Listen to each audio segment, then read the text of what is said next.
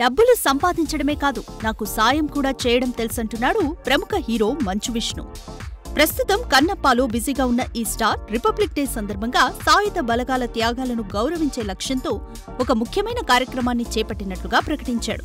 త్రివిధ దళాలలో పనిచేస్తున్న తెలుగువారిని గౌరవించుకునేందుకు వారి పిల్లలకు 50% స్కాలర్షిప్ను అందించబోతున్నట్లుగా తెలిపాడు మన మంచువారి అబ్బాయి.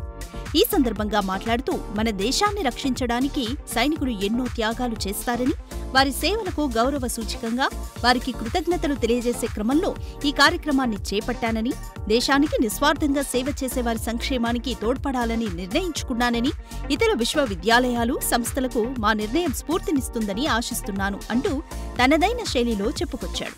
ఇక ఇప్పటికే దాదాపు 2 ఏళ్ల క్రితం తిరుపతిలో 120 మంది అనాథ పిల్లలను దత్తత తీసుకున్న విష్ణు వారందరికీ మెరుగైన విద్య, వైద్యం అందేలా అన్ని ఏర్పాట్లను చేశాడంటే నిజంగా మా మంచు అన్నది మంచి గుణం అంటూ తెగ మెచ్చేసుకుంటున్నారు మూవీ లవర్స్.